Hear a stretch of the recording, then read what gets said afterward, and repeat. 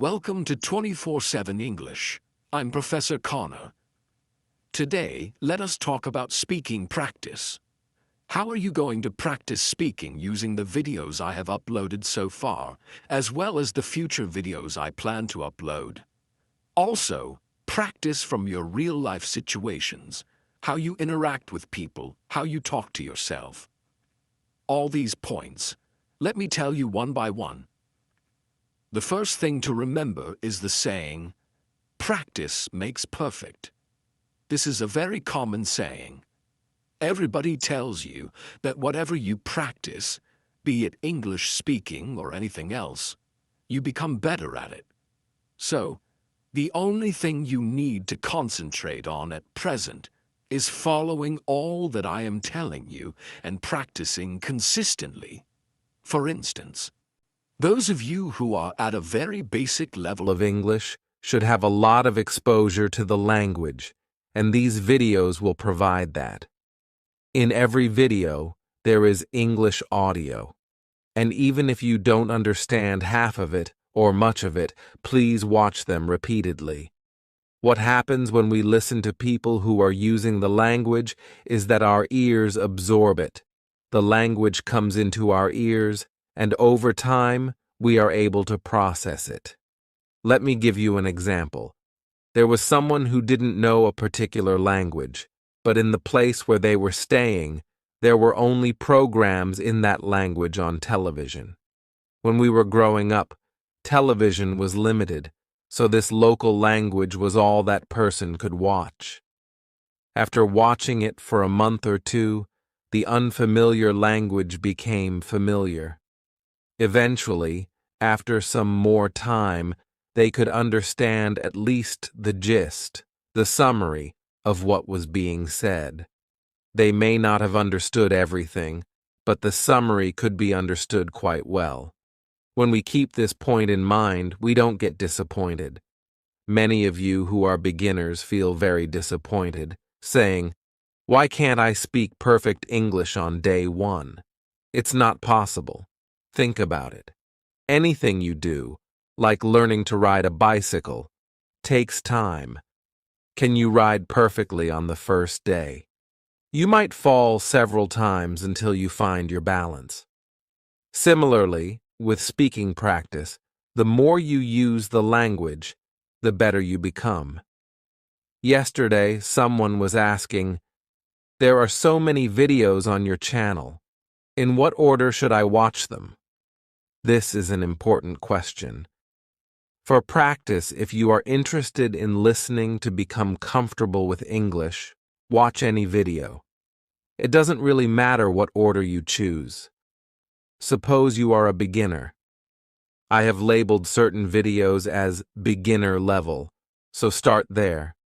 Don't jump to intermediate or advanced levels right away.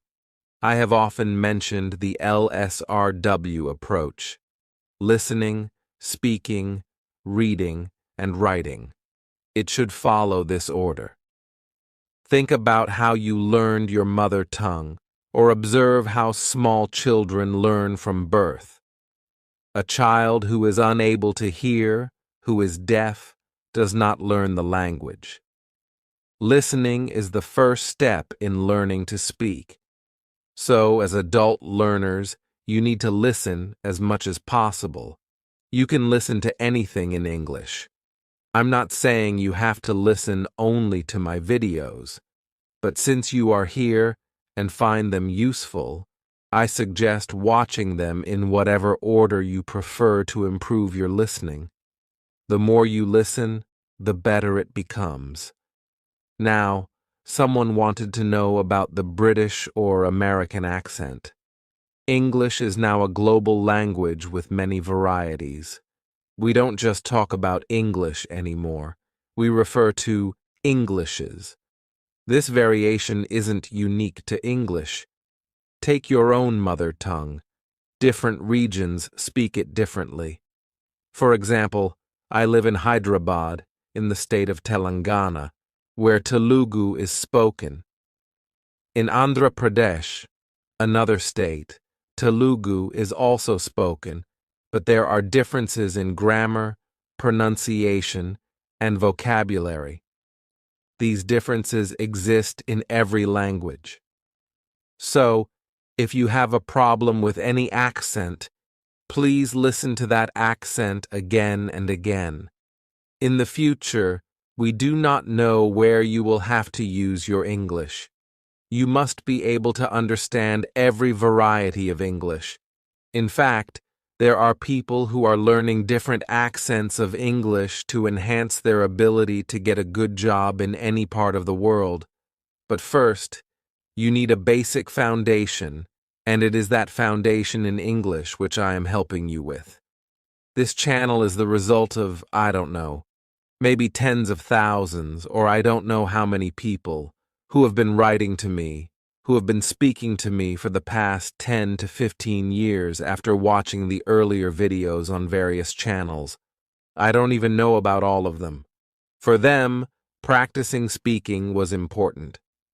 You know, today we are talking about how to practice speaking. Practicing speaking doesn't come only by speaking. Unless you listen, you have nothing to speak.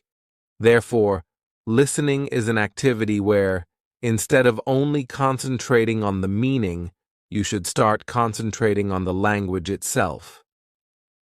I have been speaking to you, and now there may be around 50 videos on this channel. In these 50 videos, maybe half an hour or 1 hour each, I must have spoken 30 hours of English. Are you only listening to the meaning, or are you listening to the language as well? I am using a formal, structured English here. I'm not using casual or spoken English. I'm trying to use formal English because that's what we do in a classroom. So, you have come to the classroom to learn the entire course. Which one do you want to learn? The choice is yours. That's what social media offers us. You know, we have a choice. Now, when you listen to any video or even the news for 10 minutes, immediately start practicing by trying to say whatever you have heard in your own words. Please don't try to use the exact words used in the video or news item. Instead, try to practice using your own voice mechanism, starting from your lungs to your vocal cords to your mouth, which has a tongue, a hard palate on top, a soft palate at the bottom, and teeth and lips. This is your voice mechanism, your speaking mechanism. Unless you use this machine, you are never going to learn to speak. If you keep listening but nothing comes out, then it's of no use. Whenever you listen to English, whatever English you listen to, please start using it for practice. That's one way of practicing. I have given you many conversation pieces. There are conversations for beginners, mid-level, and advanced levels. There are various points at which I showed you how prose or a poem can be converted into a conversation. Suppose you are walking on the road and you hear two people talking in their mother tongue. Immediately, can you practice in your mind by translating whatever they are saying into English? Of course, if you know the language they are speaking, it should be your mother tongue too. Translate and speak it in your mind. Then go home and speak it aloud, because even if you are practicing in your mind, which, as I've already told you, is a great way to practice, you should still vocalize it later. First, practice whatever you hear around you. Then, practice whatever you recollect. Can you remember the most exciting day of your life? Now, describe it to yourself, saying, "Oh, it was a very exciting day. I'll tell you, when I was in school, we had gone to a beautiful place in Bihar called Rajar. We were returning at night when the car broke down. It was all forest area, and for a young school-going child, it was a great adventure. So now, I'm thinking about it. I'm older now, but I'm remembering an experience from when I was around 12 years old. I'm using English to reconstruct that experience. You can do the same. That's how practice is done. Let us generate these situations from our minds, from our own lives, and then talk about them. Many people love to talk about politics. We often discuss politics in a very passionate, heated way in our own language. But when it comes to English, we hesitate. We don't say anything. We have lots of opinions, but we don't express them. The reason is that we are scared to express ourselves. Now, you have to get rid of this fear. I mentioned this in the first of the speaking videos I made, where I told you that if you want to speak, you should not be frightened. You should get rid of your fear. So, what's the worst that could happen?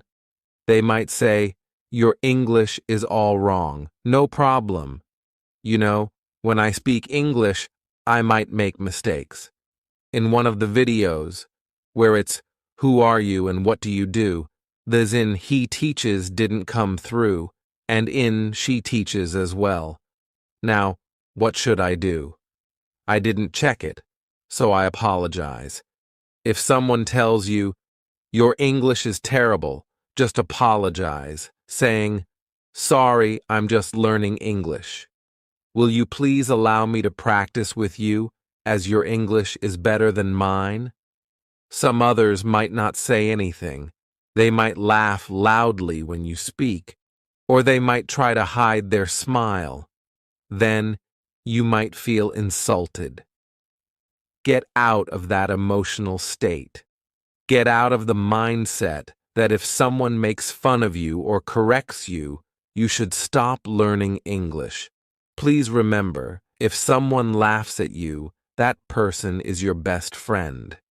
If someone corrects you, and I say this as a teacher with more than 40 years of experience, that person is your well-wisher, helping you improve by guiding you. So, go on practicing as much as you can. Do not wait to practice until you are perfect. The more you practice, the more you'll understand your problems. This is called diagnosis. When you go to a doctor, they ask for an X-ray or a blood test. Looking at the reports, the doctor says, "Okay, here's the problem. Now take this medicine." That's a diagnostic test. Similarly, we need a diagnostic test too. I can't give you a diagnostic test before allowing you into this channel because there are thousands of you, and I am only one person. Therefore, the diagnostic test has to be applied by you through practice. Go on practicing and make lots of mistakes. There are 3 levels in which you need to practice. Level 1. Say whatever comes to your mind. You don't know what's right and what's wrong because you haven't learned enough English to distinguish yet.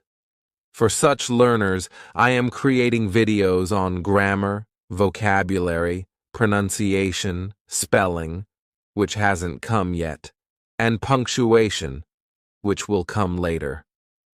All these videos, especially those on conversation, are for people who can't yet tell which mistakes they're making. Once you know the rules, and remember, the rules can't be learned by watching the noun video or the pronoun video just once. You need to review them often, just as you went to school and studied English for 10 years. From 1st grade to 10th grade, you learned English as a second language. And by 10th grade, if you studied in a good English medium school, you could use the language perfectly. But if you still struggle with English even after years of studying, then here are the videos for you. In your practice, don't overthink about what you need to improve. Just listen to the videos, learn the rules, and keep them in mind. That's the first level of practice. Speak whatever comes to mind. Speak to yourself or to others. and don't worry about making mistakes. The second point is that you now need to start analyzing your own language when you speak. For this, your smartphone is very useful. It has a recording device. So sit in a quiet room like I'm doing and start speaking. When you record your speech and listen back, compare it with which you have heard. You will slowly be able to find out what the problems with your English are. You say one sentence quickly, then stop for 30 seconds because you're thinking of the next sentence. Then again, you speak one sentence quickly and stop for another minute because you are framing 2 or 3 sentences. In quick succession, you then speak 2 or 3 sentences, but again, there is a gap. Here, you realize there is a gap between your ability to think in English and to speak in English. This is something I've already discussed in detail, so I won't repeat it. You can go back to that video on speaking spontaneously and fluently, which will show you how to learn by simply speaking whatever is on your mind. So, for the second step, look at what you're saying and see if you can find out where mistakes are happening. It's not necessary that you'll always find them.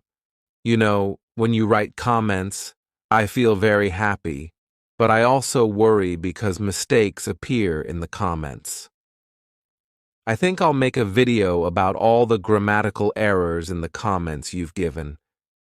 Please don't feel hurt if I correct you. If you correct me, I would never feel hurt. I would thank you, as it's the greatest thing anyone can do for you. So, whoever has written a comment, it doesn't really matter. It'll be a learning experience for all watching this video. You'll realize, okay, this is the mistake, and I'll try to explain where the mistake is. Then, go back to that video and watch it at least 5 times to understand why that mistake happened. You'll see that you made it because you didn't know a rule, and you'll learn that rule.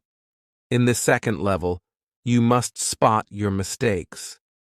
The final thing is to be able to correct your own mistakes. If others make mistakes, you should be able to correct those too, but don't do it if it might upset them.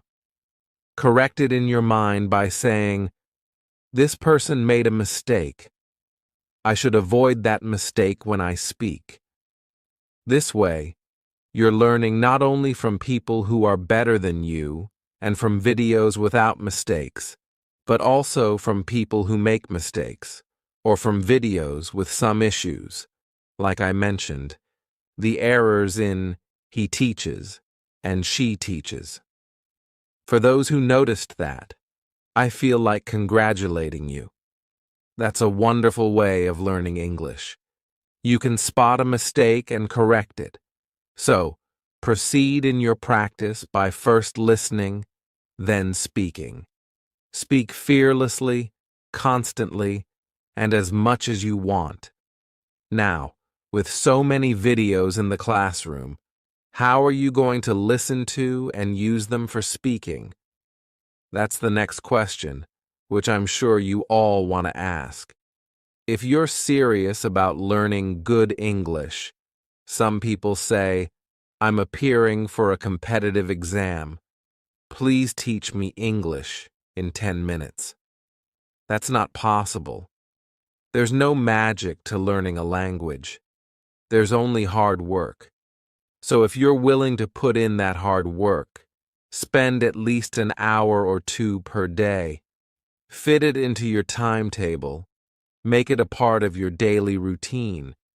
If you can't manage an hour or 2 every day, set aside more time on weekends or holidays, if you're free. On other days, keep a shorter time but divide it between listening to the video and practicing speaking. Notice that I'm not continuously posting new videos. When I started with verbs, Many people said, "Madam, give us tenses." But did you practice the verbs?